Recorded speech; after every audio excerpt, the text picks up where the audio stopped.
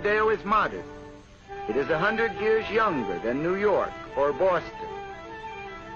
There are few reminders of colonial days in Montevideo, but plenty of evidence that this is the chief city of a dynamic and progressive country. Of Uruguay's 2 million people, about 1/3 live here in the capital.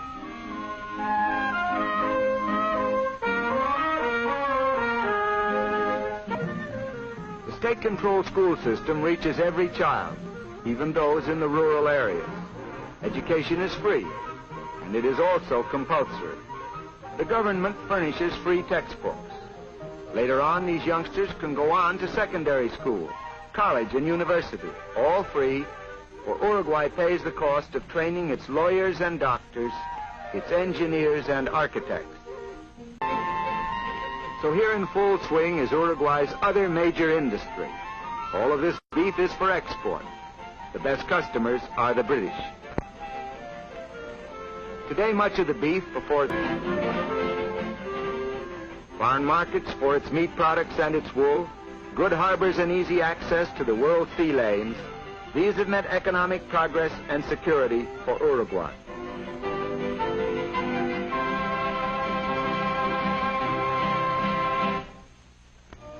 Uruguay's beaches are among the finest in South America.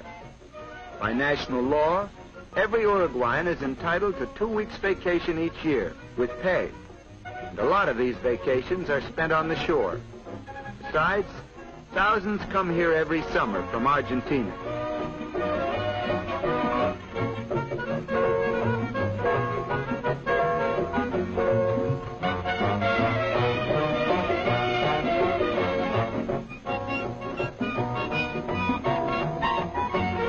A fine one built with public funds. Casinos and the lotteries helped in raising those funds.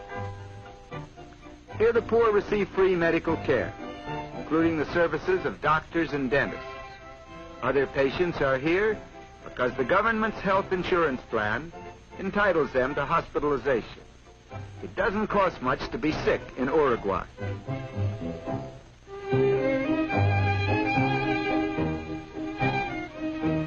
State-owned banks control all banking throughout the country. Government banks handle nationwide business in insurance, which is a government monopoly, in mortgages, housing, social security, pensions, and other forms of financing public welfare, as well as in straight banking. The whole system, utopian though it is taken for granted by the Uruguayans. Very few people are rich, very few are poor. There is little unemployment, and anybody can retire at 60 with a pension. A state-owned theater, a state-owned hotel, the headquarters of the government's unemployment insurance and pension administration.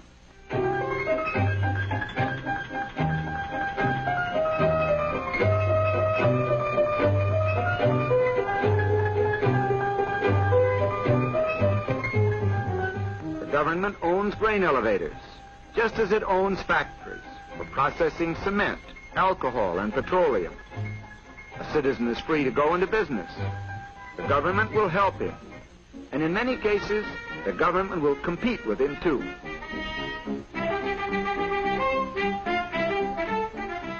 Uruguay is well supplied with railroads. Some of the roads are British-owned, and some are owned and operated by the state, which has provided its lines with streamlined diesel trains.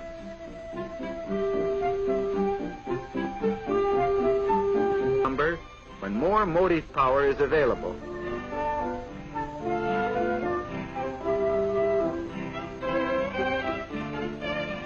To that problem, the new hydroelectric dam on the Rio Negro is a large part of the answer. The new dam, financed by the government, was started by German engineers using German equipment. But specialists from the United States are helping Uruguayans finish the job. Even with increased electrical power, Uruguay is not likely to become a manufacturing country on a large scale. It lacks raw materials, especially minerals. The stadium in Montevideo is a particularly good one. The brand of soccer played in the stadium is particularly good too. The Uruguayans just naturally take to this game. In 1924 at Paris, and again in 1928 at Amsterdam, they won the Olympic Soccer Championship. The stadium seats 80,000. That leaves only about 2 million Uruguayans outside, doing something else. The fundamental and important reason for that feeling is that Uruguay has a large middle class.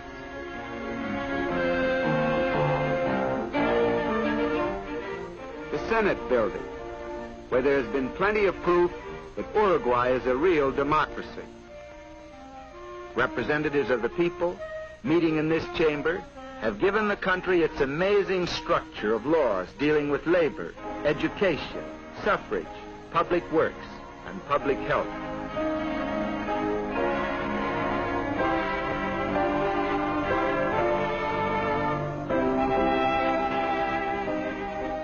Note that some of the senators are women.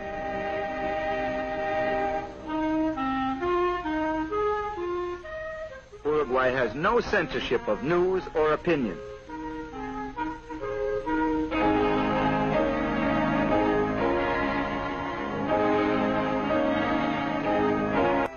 It is an outstandingly progressive and democratic land, and Montevideo is indeed a handsome capital.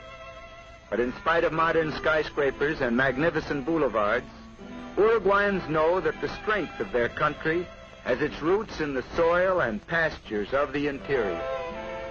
La República Oriental del Uruguay, to give it the full and official name, is wide, sunlit, and productive. The gauchos and sheep herders are important citizens of one of the most likable of all countries.